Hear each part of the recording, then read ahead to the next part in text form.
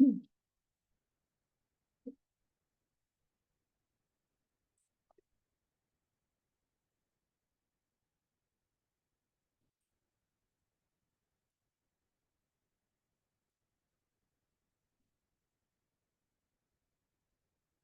afternoon, everyone. Thank you for joining us, especially right after lunch.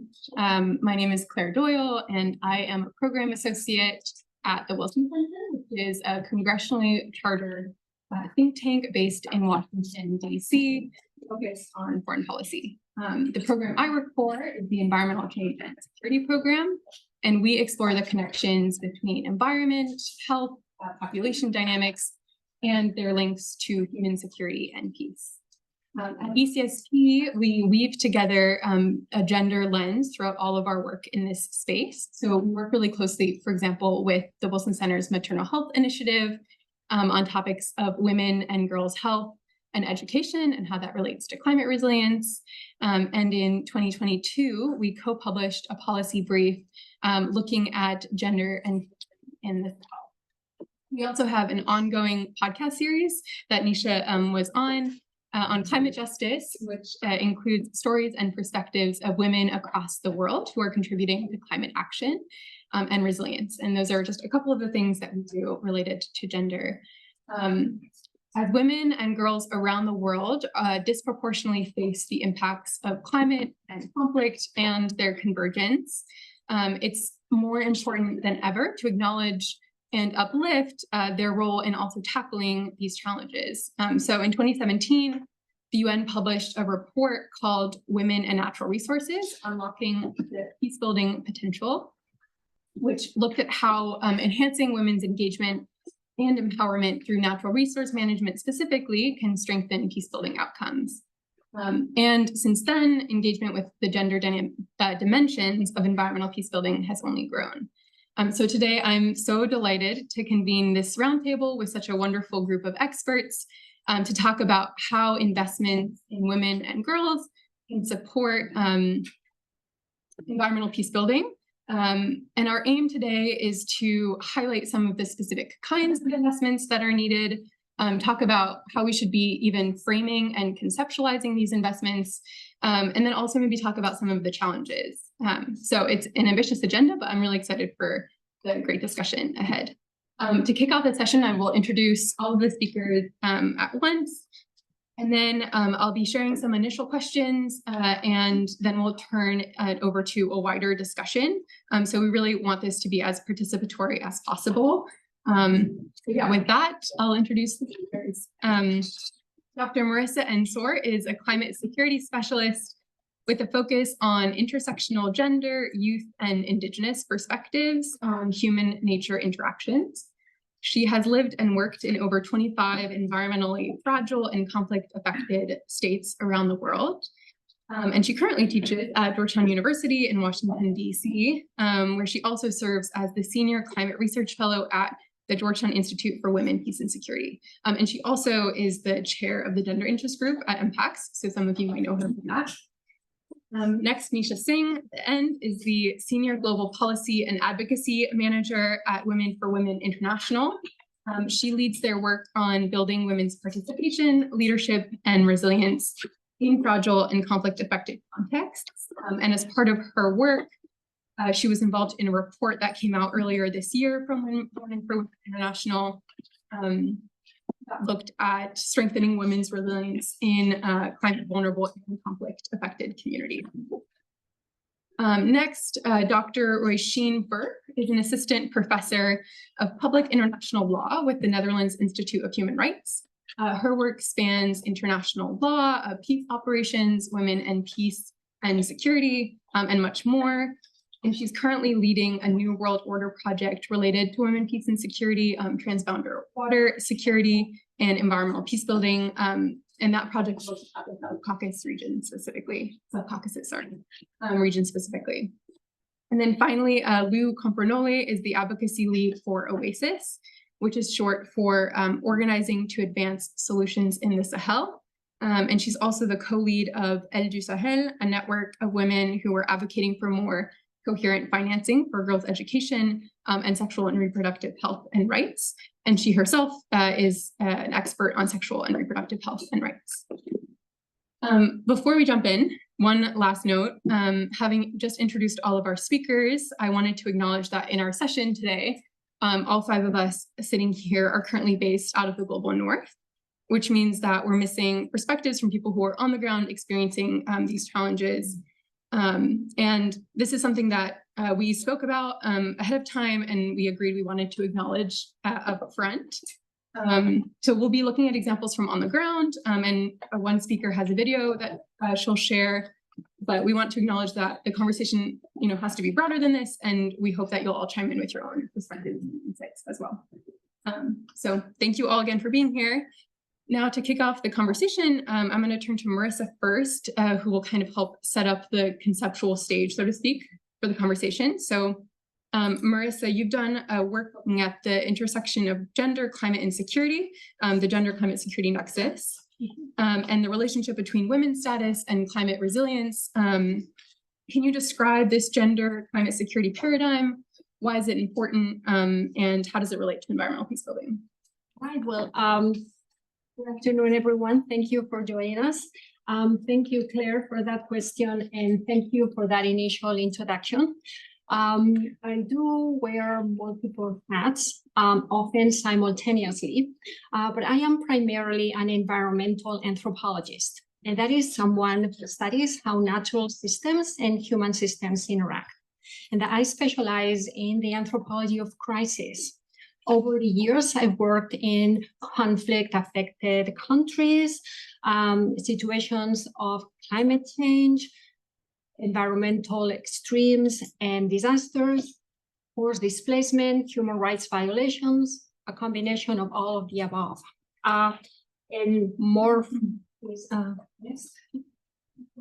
Okay. Because as time goes by, what we used to refer to as complex emergencies have become the norm rather than the exception. And in this map, I'm showing how juxtaposing or superimposing a map that shows climate exposure, environmental fragility, and one that shows political fragility. The regions that experience more severe impacts on one side, which tends to be Sub-Saharan Africa and portions of Southeast Asia or Asia in general, tend to coincide. Well, over the years, I have used the following sentence multiple times. Yeah. Women and girls are differently and disproportionately impacted by the adverse consequences of the blank. In fact, Claire has used a variation of that sentence in her introduction. And so I realized that I could fill in the blank at the end of that sentence with either one of the crises that I have just mentioned, or any other shock or stressor. Women and girls are often, always, differently and disproportionately impacted by the adverse consequences of whatever it is. Okay? So that phrase appears multiple times, and sometimes is the only reference that we find to the situation of women and girls, to the need to pay attention to the situation of women and girls. But I hope you will agree with me that it's not nearly sufficiently specific for us to have a good understanding of how exactly are women and girls being impacted by whatever it is that we are approaching, much less as a way to guide meaningful efforts on the ground. And so I started thinking, why is it that the phrase applies regardless of the crisis that we are considering? And as a researcher, I always like to structure my answers in terms of the why, the what, next one please, and the how. So the why tends to be the same regardless. Crises of any kind exacerbate existing and nearly universally, persistent social norms of female subordination and gender discrimination place women in a position that is exacerbated by the impact of the crisis. That why always applies. That is why the sentence that I just mentioned is always applicable. Now, the why, the what tends to also be rather universal, okay? I'm not going to go down the list of everything that I have listed there, but those are patterns that I have identified in just about every country where I have studied the triple nexus. Okay? So, for instance, the first one, a certain percentage, the overall global percentage is 64% of women globally lack equal land rights to men.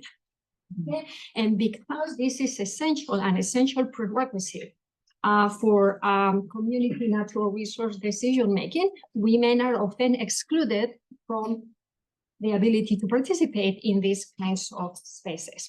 And I could go down the entire list. Now, what varies from situation to situation is the how.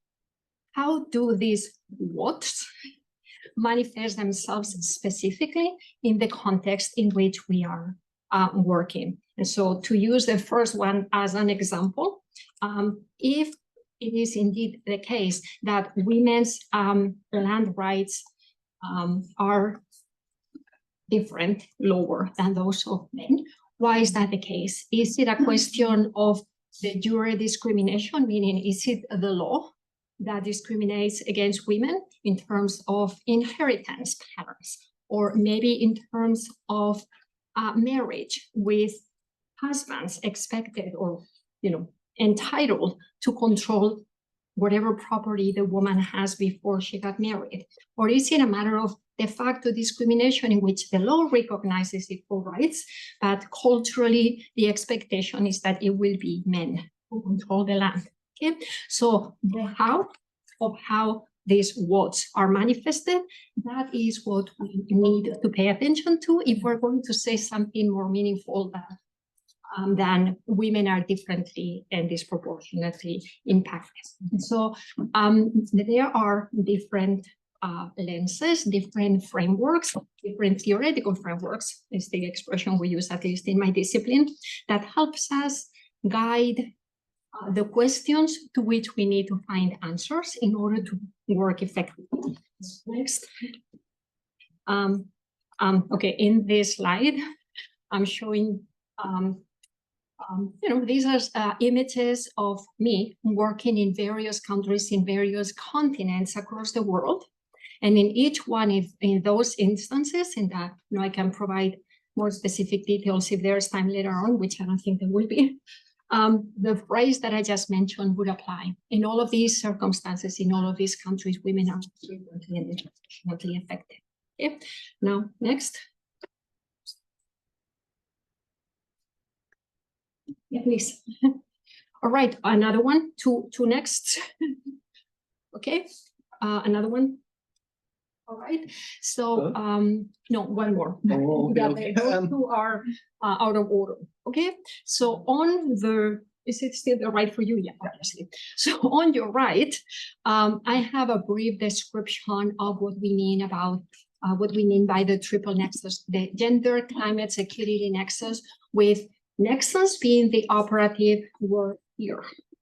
Refers to the idea that these three constructs need to be examined as a nexus, because they are not just interrelated, but they're often mutually constitutive. And the nexus is more than the sum of its parts. It's not enough with examining gender considerations, and by gender we mean intersectional gender. It's not enough with also understanding how climate impacts our experience and what are the security considerations, but how are they interrelated and mutually constitutive?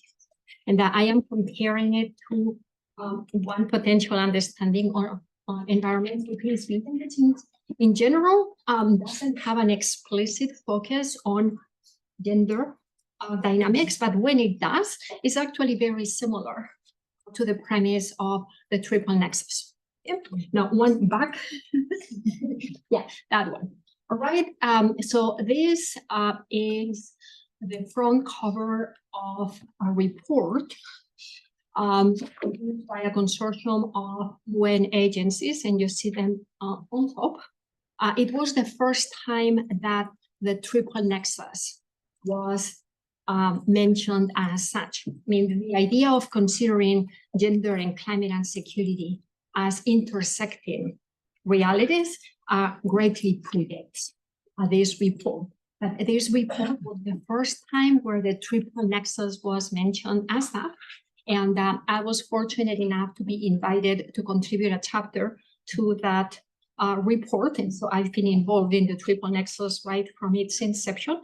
That chapter, as I recall, was on the triple nexus as it applies to gender considerations in Egypt, a country where I lived 3 years. I was teaching at the American University in Cairo at the time. Yeah. So what are some things that we've been doing as guided by the triple nexus? Now, one more. All right. So here is another tool that has been used in combination, not as an alternative, in combination with the triple nexus. So I would expect that many in the audience would be familiar with the Women, Peace and Security Agenda as it was initiated in the year 2000 with the passing of the UN Security Council resolution of Women, Peace and Security. Okay, well, what I'm showing here is the cover of the latest incarnation of the Women, Peace and Security Index, which is produced every 2 years by the Georgetown Institute for Women, Peace and Security, where I'm currently based. Okay. I have a little description of some of its elements and how they are calculated. And so although the initial resolution does not make explicit explicit mention of climate change, that has been incorporated as by one of the resolutions, 2242, mentions climate change, although only in passing, there's just one word included. And that what we did, and when I said we, I am claiming credit for something I didn't do at all. I was not involved in the production of this index. It was already completed before I joined. What I did do, next one. Oh, I forgot about this one. That's because I'm doing. Okay, so these are some of the results. Listing the best performers and the worst performers. Okay, not great surprises here. Okay, one more now. Yep. All right. So in combination with last year's WPS index, we, and here I claim credit, came up with this research report, the WPS index and the gender climate security nexus. And what we did was to explore the link between women's status as reflected by the index and different dimensions of climate change, fragility, and preparedness. And so the report includes correlations between the index and 3 environmentally related, climate-related indices. The Notre Dame Global Adaptation Initiative Index, the State Resilience Index, and the Environmental Performance Index. And so the findings, next please, are that there is, perhaps also not particularly surprising, a very strong direct correlation between women's status and the country they live, the performance of the country they live on environmental issues. Okay, so in countries where women are doing well overall, also countries where women are doing well overall tend to be better prepared to absorb the impacts of climate change. So mitigation, preparedness, protect environmental health, and they're also better prepared to mitigate, respond to, and overcome the negative impacts of both disasters and conflict. And so the corollary could be that investing in women is investing in disaster mitigation and peace building. Next. Right. Next, please. That. All right, so this is my final slide until the next round of questions. And I'm just going to read the positive ones. Okay, so a gender-blind approach, okay, which unfortunately continue to be more the norm than the exception. Okay, so a gender-blind approach that ignores diversity and inclusion. Okay? So we are consider gender in intersectional sense. Yep. This weakens climate change adaptation and mitigation responses and reduces the efficacy of both climate policy and peace building efforts. And there's plenty of evidence across the world. However, on the positive side, if carefully managed, shifting social norms that result from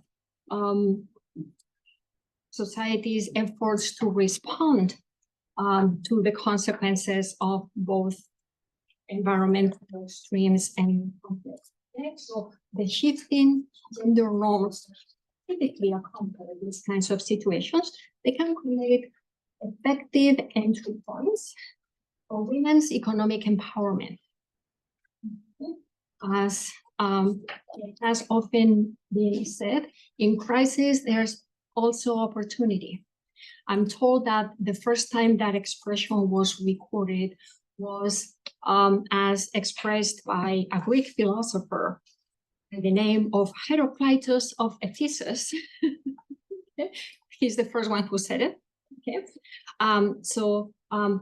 effective initial entry points for women's economic empowerment, as well as for their participation in decision-making, conflict prevention, and peace building. Okay.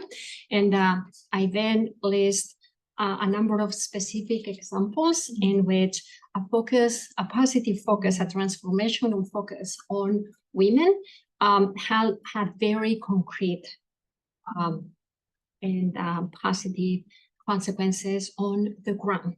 Okay, so to conclude, and I think the next one is the last one, right? So to conclude, the main points that is that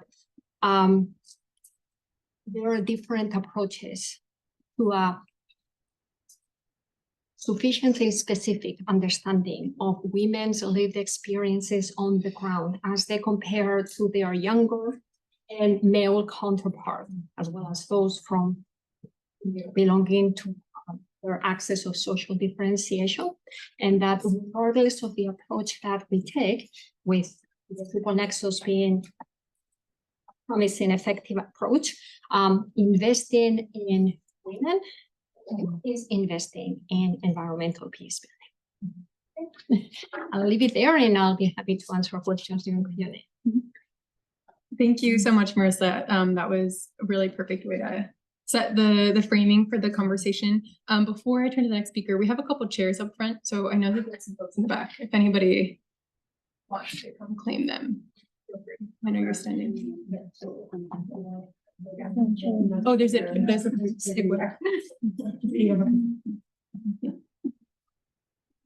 There's one more seat over here. Yeah.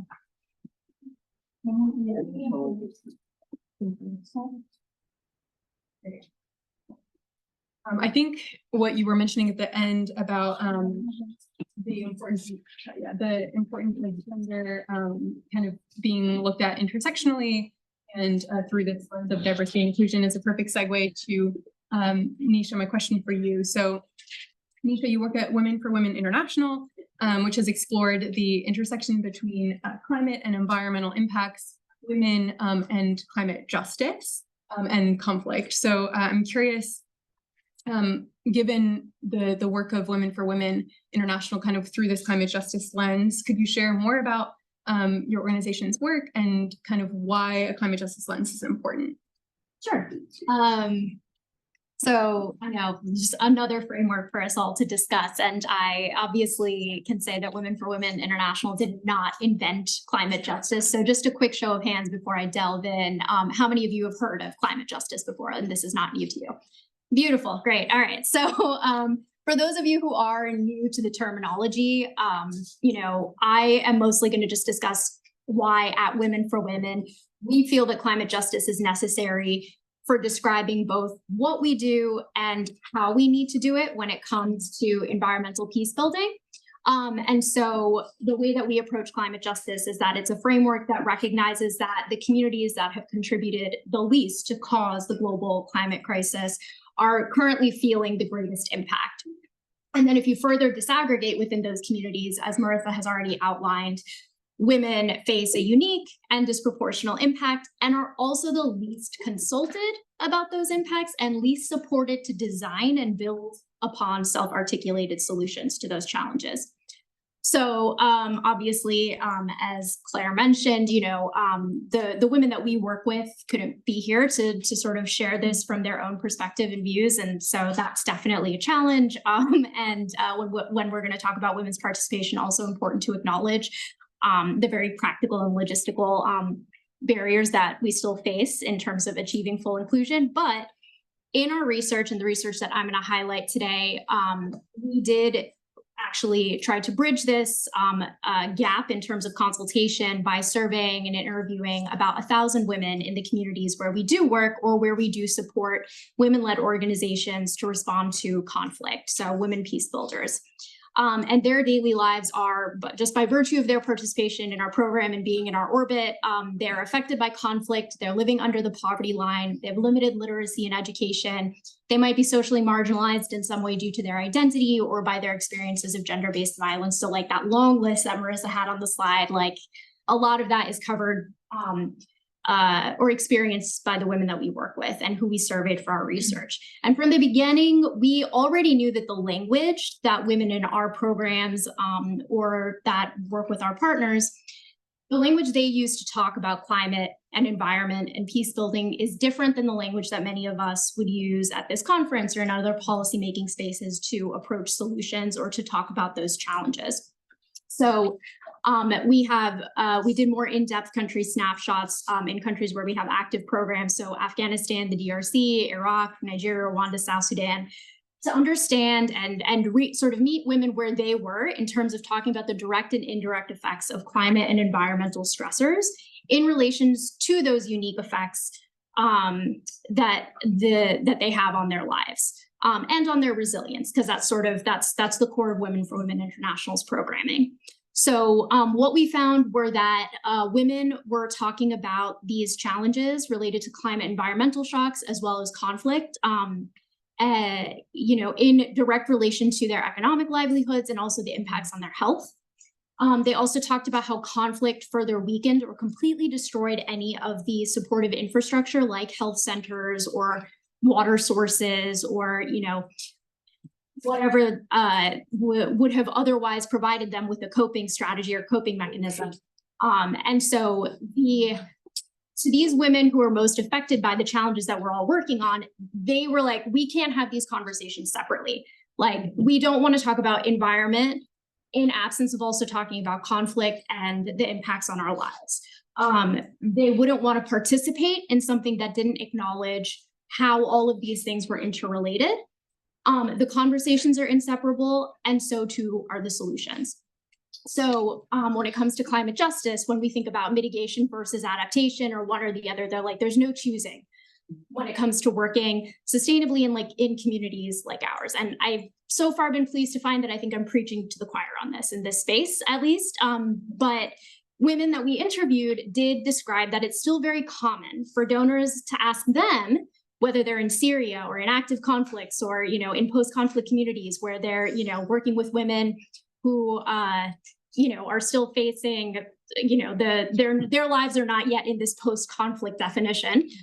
Donors will still ask them to green their work without the appropriate conflict sensitivity or understanding of the burdens that would exist for them to do so. So let's say, a women-led organization in Syria being asked, to demonstrate that the fuel that they're using is green. When they're like, we can barely access fuel as it is. The women in our community, in the communities we support, are burning plastic, which is in itself creating environmental stressors. And on top of those sort of insensitive asks, they're not offering additional funding to help them meet that burden. So that's the sort of what we're talking about when we talk about climate justice, but then how that informs how we think we need to go about environmental peace building. Basically, we agree with the premise of climate mitigation, right? The burden and the moral responsibility to fund the solutions should be borne by the countries that contributed the most, but to be effective and to be just, the solutions themselves need to be built by the people most affected. So that ties us back to the topic of this panel. So as part of our research, we also interviewed these women-led organizations and peace builders. And it's not a surprise that there's still a long way to go as far as equity and solutions and partnerships. And they themselves also, they're very self-aware. They identify the gaps in terms of their technical capacity, whether it's to, like I said, speak the language of, the policymaking spaces that we're in, where these decisions are being made. And they also express that they know the importance of bridging those gaps, because beyond investing in programs, right, like programs or projects, which is very much the work they're already doing, they also want to be at decision-making tables. So peace negotiations, so that they can not only speak to provisions on gender, but to input on resource management agreements and ensure that those are talked about in the context of peace. So basically, environmental peace building, like they're already on it. They don't want to just talk about women being impacted, poor women, right? They want to talk about solutions. They also want funding to do the necessary work. So these are solutions they're already working on without having the mantle of environmental peace builders on their resume or whatever. So whether that's supporting women to participate in tree planting, that's sort of common in South Sudan, for example, where it's to address current challenges, but also in anticipation of how rising heat is going to make it harder for them to sustain the outdoor work that many of them are engaged in. So they want to be part of the preventative efforts as well, of natural resource management. And they know that those seem to happen unilaterally between governments and corporations. So as someone who finds the interconnectedness of all these issues so obvious and practical, I always find it interesting that focused practitioners or siloed practitioners seem to always think that one of these can be extra or after the fact, that one can wait until we find a solution to the other. But I think what climate justice does is challenges us there. We know it takes more time and more funding to do this work, not just with women, but in a conflict context. And once you add on top of that, using an approach that doesn't entrench harmful gender norms or leave out women altogether, yes, it is harder. But when you think about what's at stake for these populations, I think climate justice says, how can we not take that time? How can we not make that investment? And then as an advocate, which I am, climate justice, I think, also asks us and policymakers and donors to think about those programs and the projectization of women's participation, to also think about prevention and what does meaningful participation look like. So now I've put my WPS hat on as well, but I think it challenges to work outside our silos. Like, what do we need to be advocating for once we also know how conflict drives gender inequality and environmental degradation? So to conclude, I think that justice for us is what helps us reach a framework that appropriately addresses that burden and responsibility while for who has caused environmental damage and climate change, but helps us to be productive in prioritizing support and solutions to address the challenges facing those most affected populations today, and also to ensure that they're adequately supported to design on those solutions. Thank you so much, Nisha. I think that was a really important set of insights to share, to kind of focusing on how we need to have comprehensive solutions to comprehensive problems, or problems that cut across a lot of different issue areas. And appreciated your point on the report and how women were talking about all these intersecting issues that they're facing. Not wanting to focus on one at the exclusion of others. I think now we'll drill down into some particular examples as well from the Sahel. So Lou, I want to turn to you next. The work of OASIS and Sahel is focused on the Sahel, of course, and the organization really centers the needs and priorities of women in that region. So can you tell us what kinds of investments are women and girls in that region kind of sharing as being the most important and necessary, and how do those investments link to peace and security, especially as we know that that region is facing increasing climate stressors? Thank you. Thanks, Claire. So OASIS focuses really on education and choice for women and girls in the Sahel.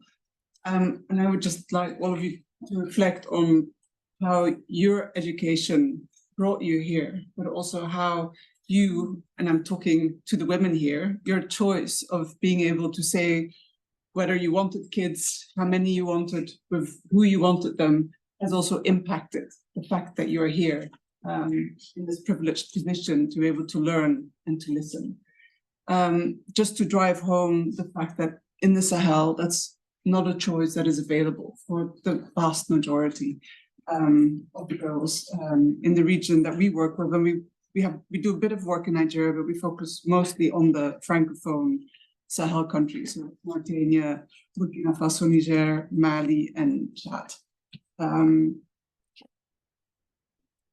There's so many sub-stories, so I'm not going to tell you one of those, but there is a story from a colleague, so that's a colleague who has turned into a great friend.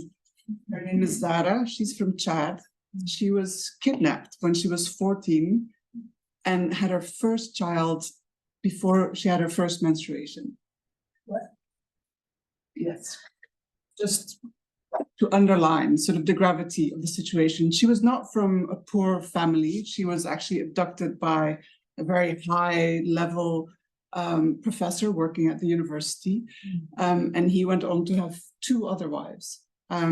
Which was actually for Zara a good thing because it gave her time to pursue her studies. And she became a midwife and has a fantastic career in the Chadian Family Planning Association. She also allowed me to share her story. Of course, I'm not sharing anything she wouldn't share.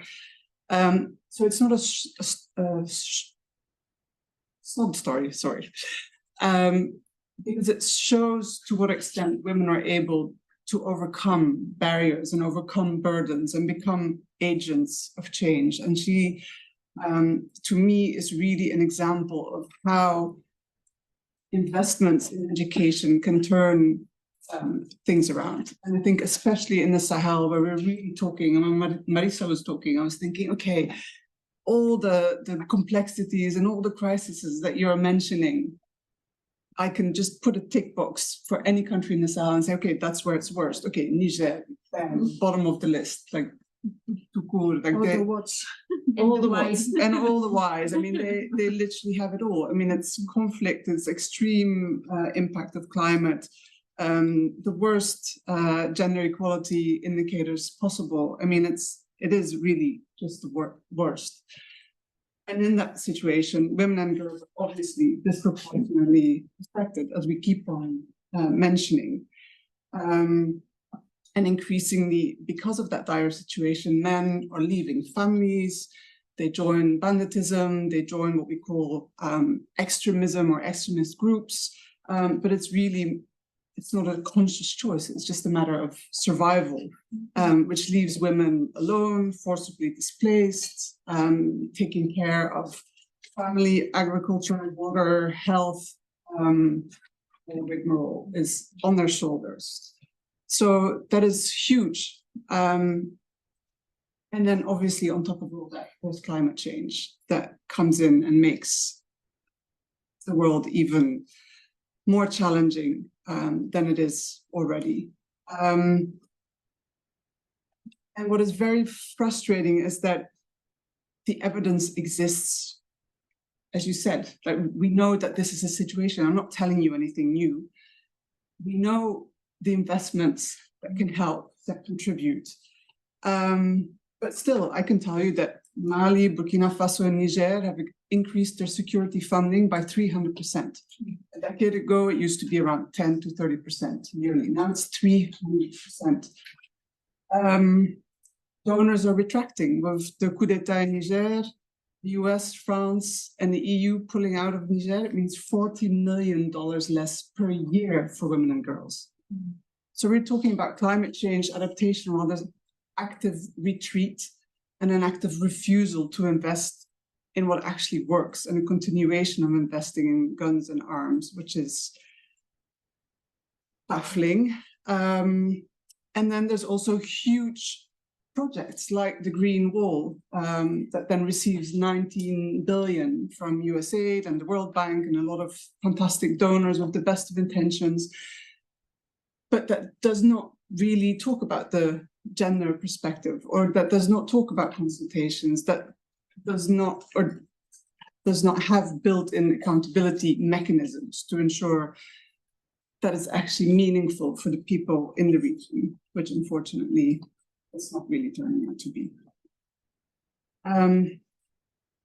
What we do know that educating girls helps.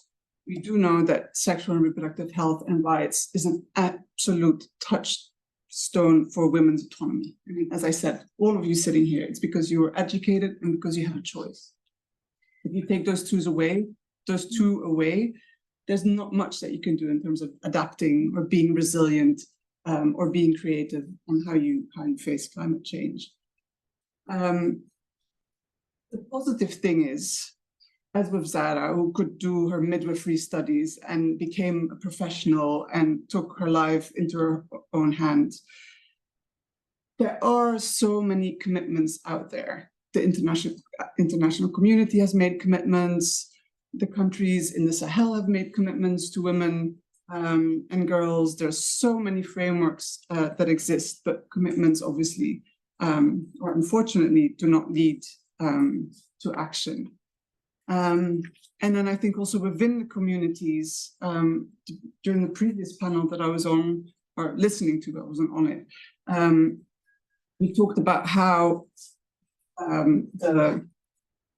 my train of thought. I'm sorry, completely lost my train of thought, but I need to go back. So we need to tackle those root causes and build that resilience. And it's clear that when we look at the countries, gender is not part of the national adaptation plans. Education and sexual and reproductive health and rights and violence against women are certainly not. So there's a lot of advocacy that needs to be done at what I call the interscalar level. So it's really from the national, subnational level to the regional levels to the international level, where governments are held accountable to the commitments that they've made, but also held accountable to the evidence that's out there, and ensure that investments actually are in line with the evidence. And there's fantastic initiatives out there. I don't know whether I would or whether I will run into a lot of sexual and reproductive health and rights experts while I'm here. And I think all of us really have a tendency to always talk to our own communities or within our own communities. And I think that is where, well, the burden is also on us to do better at connecting and interacting with those who actually are sort of in the same slipstream, who believe in the same things, but we may enrich the conversation. So that is where, and I think there's a little video. We set up a regional network, but that is sort of present in all of the Sahel countries, in Europe and in the US, that really wants to increase accountability to commitments made to women and girls in the Sahel and in the face of climate change. Zara is one of the fantastic L. She's based in Chad. And this is Ramatu, who will just speak for a minute and at least is a little bit with us. And she's from Niger.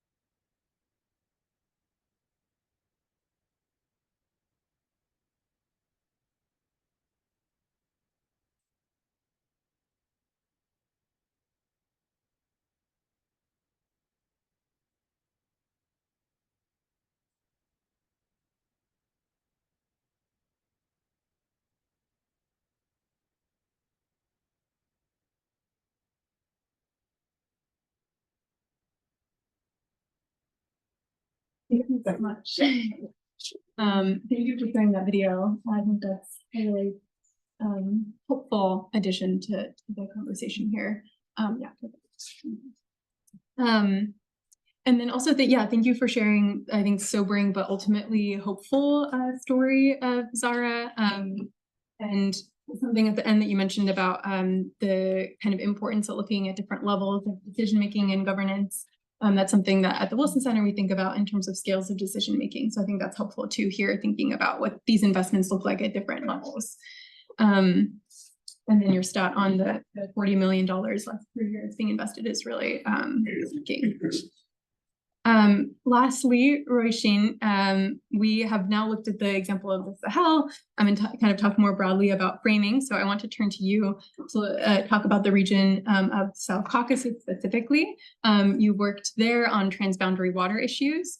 How have you seen investments in women and girls support environment? First of all, thank you. So this is a topic that arose for me under the context of a small grant, 12-month grant I got from the Dutch Research Council. And so looking at sort of the interconnections between women, peace and security, water, transboundary water, also sort of a bit interstate water as well, and environmental peace building in the context of South Caucasus. So each of your talks prior to this, particularly, I'd say Marisa's framing, it brings up some of, I guess, the theoretical background that kind of brought me to this project. Now, just to make a couple of comments on water, first of all, I have a little map up there, by the way, of, you can barely see it, so that's not great, of the current Arax River Basin that is based in the South Caucasus and a little bit more broadly as well. But we know that water is deeply connected to people's lives, their human rights, spirituality, to sovereignty, to so many basic needs that people have.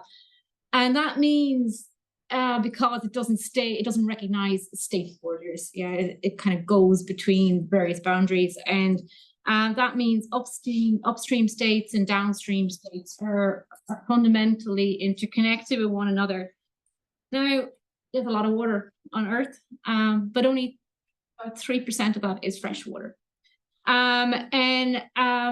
Water, this means water insecurity due to climate change and other stressors means that the availability of water, accessibility of clean water is increasingly, I think, coming under stress. And we see that also in the South Caucasus context.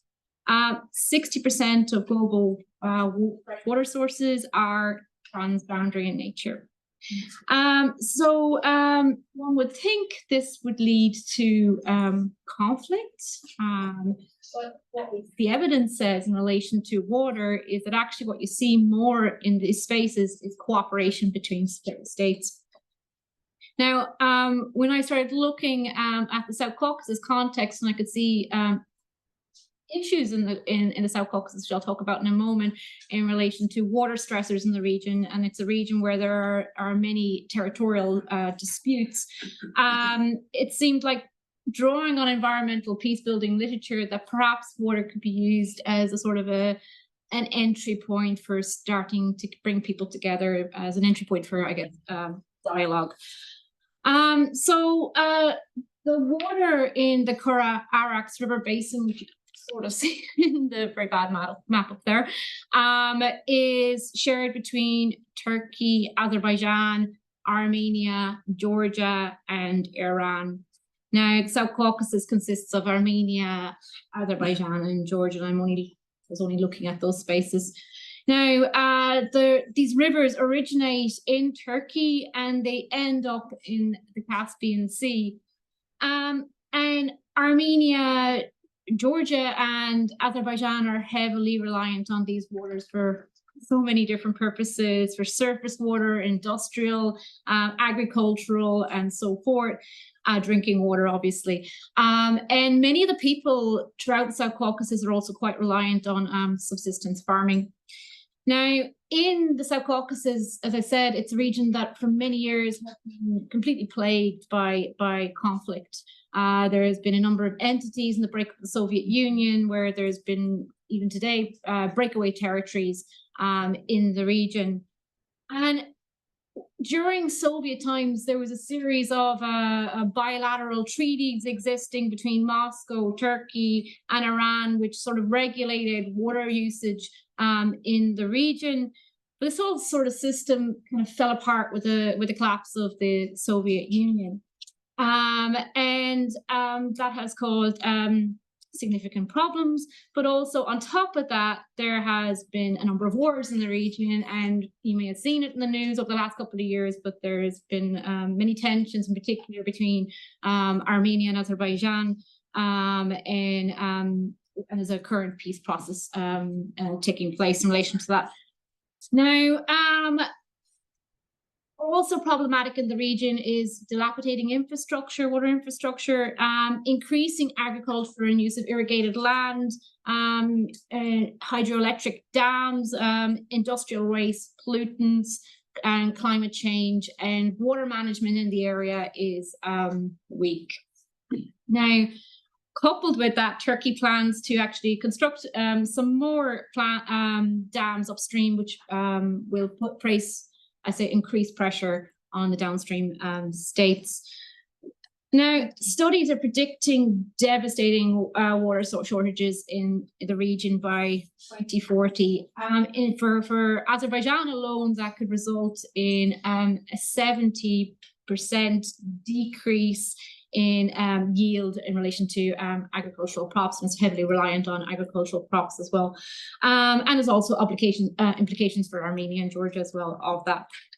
Now, there was a study produced by Kavina Tilkavina several years ago where they went out and they spoke to women who were living in conflict-affected areas between Armenia and Azerbaijan, and were interested in their stories, their lived experiences of how they've been affected by those conflicts.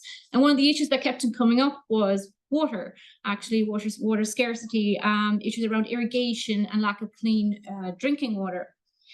And the sort of what partially brought me to this space to start thinking about, okay, what is the problem here? What is the problem around the infrastructure here? And can we see some way of cooperating in the spaces?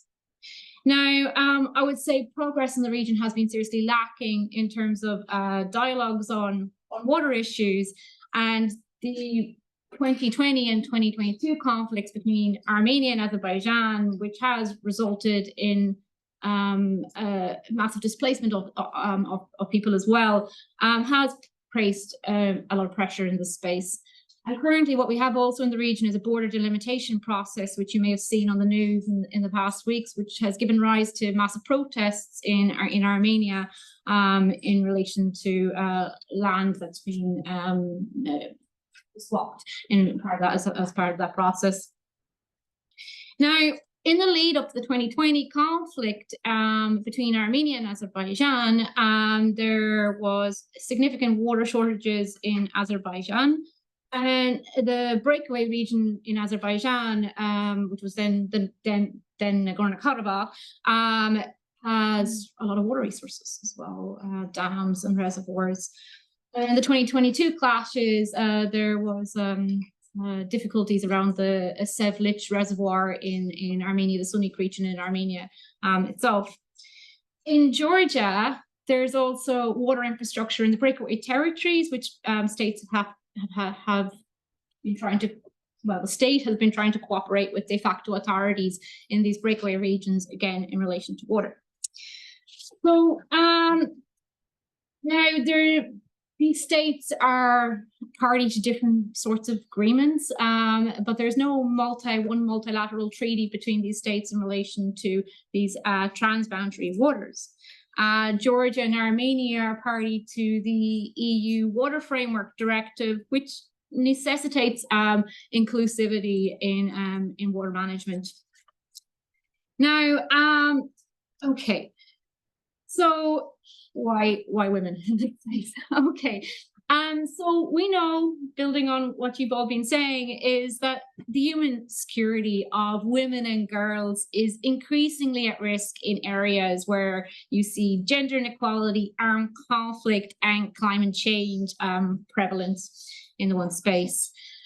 That means there's an increasing need, and I think it's increasingly recognized that there's a need to consider gender in relation to the climate and water security spaces. Now, potential conflict drivers can relate to water scarcity, but also water abundance. But those same drivers can also spur cooperation between states and also within states where there's sort of breakaway territories as well. But many are left out or marginalized from dialogues in relation to water resources, including local communities, women, and other marginalized groups.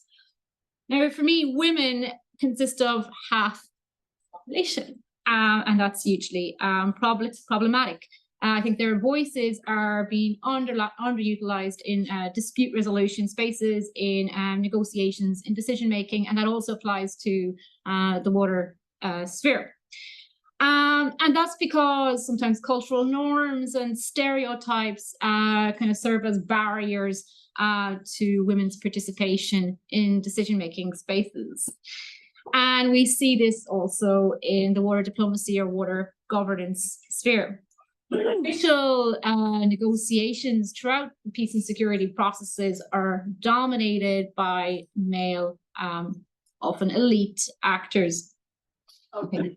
Now, the UN Security Council, as you know, passed this Women, Peace and Security Resolution 1325 back in 2000. And following this, there has been another 10 resolutions. And these resolutions are called the Women, Peace and Security Agenda. I'm sure you're all familiar with it. But they were recognizing the contributions of women in the peace and security sphere and the need for their participation in all elements of peace building processes. Now, if we are to say or to think of the environment, including water, as an entry point for dialogue and some level, I would say, of confidence and trust building between states or between communities, then we need to have women's participation in those processes. So I would view these sort of women, peace and security resolutions as sort of tools that help us get there. They build on states' pre-existing legal obligations under, say, the Convention on the Elimination of Discrimination Against Women. It's optional protocol. But the CEDAW committee has also issued a general recommendation number 30, where it more explicitly ties the convention to these women, peace and security resolutions, sort of giving them a more of a soft law force. So there's state obligations in this space. Now, research suggests that when women are brought into decision-making processes in these spaces, they tend to be more likely to prioritize issues affecting communities, affecting the youth, and they operate often at more the kind of grassroots level, so they tend to be working more closely with communities. They have different relationships in respect to water, with water than men, partially due to traditional labor divisions, such as in the household in regards to farming. So they're going to bring different perspectives and experiences to those spaces. And that's very important for inclusivity in dialogues and any outcomes that come out of these sort of dialogues, that they're more reflective of society at large. Now, however, as Marisa mentioned, we find that women have been traditionally excluded from peace-building processes. And yet, UN Women conducted this often cited study of 31 peace processes from 1992 to 2011. And within that, they found that only 4% of signatories of peace agreements, 2.4% of lead mediators, and 9% of negotiators were women. So these high-level positions also, not only in the formal sort of peace negotiations, but also in the water diplomacy sphere, tend to be dominated by men. But research in the peace and security field shows us that peace agreements and agreements in the peace and security sphere are more likely to be sustainable by up to 35% of lasting more than 15 years when women are included. And we can go further. When women's groups and civil society organizations are heard in these spaces, they are 64% less likely to fail. And that's very, very, I think, significant. So it's sort of the reason why we're talking about this. However, studies also say that really to ensure that women's participation is not just mere presence and it's actually meaningful participation, you need a sort of a critical mass of 30 to 40% women to be heard in those spaces in an ideal world, to have a really, to be able to have something different. Now, women are not a homogenous group. We all come from very, very different backgrounds and experiences. So having one organization or certain women in a room does not always mean that you're going to have diverse women in society represented in any way. So there's a difference between presence and meaningful participation, but also when you're taking that more intersectional lens, also who's in that room. So in 2015, the UN Security Council explicitly recognized the connections between climate change and the Women, Peace and Security Agenda in Resolution 2242. And in his 2021 report on the implementation or progress towards the implementation of the Women, Peace and Security Agenda, he directly engaged then with that nexus between gender, peace building and natural resource management. Now, what we're starting to see in what are called, I'm not sure if you're aware of these national action plans on women, peace and security, is that more and more national action plans, I would say a minority still, are starting also to recognize these interconnections. The Finnish National Action Plan is quite explicit in that regard in terms of women's involvement in managing water and transboundary water and the need for their participation. But even in the South Caucasus, you sort of see some elements that draw on this climate change space in some of their national action plans. So these are sort of government's commitments in terms of how they're going to deliver on their obligations under the Women, Peace and Security Agenda. Okay. So how do we do this? How do we empower more women in the water diplomacy space and in decision making in relation to water resource management? I think there's many things that can be done, such as quotas, more women in mediation and conflict resolution and negotiation spaces, raising awareness of the needs of women and girls, their needs for their participation, and sort of drawing on some of these concepts, I guess, and the literature in this area.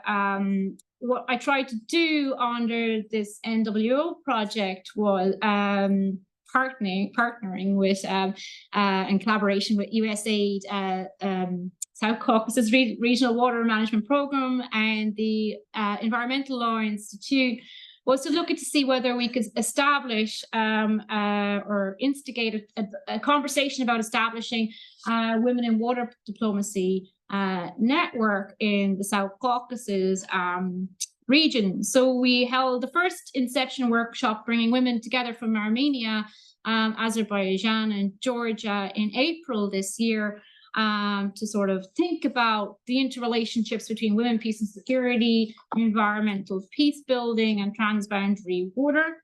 And yeah, sorry, just want to watch. Yeah, okay, it's finishing up. So yeah, so we've been looking at how to take that forward now, but it was really to give women an opportunity to come together, have a space for speaking to one another and understanding how we can better support women in the region in the sphere. Sorry to just in the interest of time, I want to make sure we have time for enough audience questions as well. So thank you so much for sharing all of that. I think it's a really interesting example to look at, and maybe one that I was less familiar with. So I really appreciate your insights on that. And the point that you emphasized about women's voices lacking in decision making, I think is one that came through, read in all of your remarks. And then specifically looking at the case of water governance in this region, and how I think you explicitly kind of said that it's not just an inclusion issue, but it's also an issue related to sustainability and the kind of success of these agreements. So thank you, that was really interesting. I have so many more questions, but I'm going to hold on to them for now. So I'd love to hear any questions from the audience. We are going to take a few at a time, and then give time for responses from anybody who wants to respond. We'll start here in the front. Thank you very much for a very comprehensive presentation. My name is Michiko Fukase. I'm from the unit called Conflict Prevention, Fragility and Peacebuilding. I'm based in UNICEF headquarters in New York. I cover environmental peace building and women, peace and security. So everything was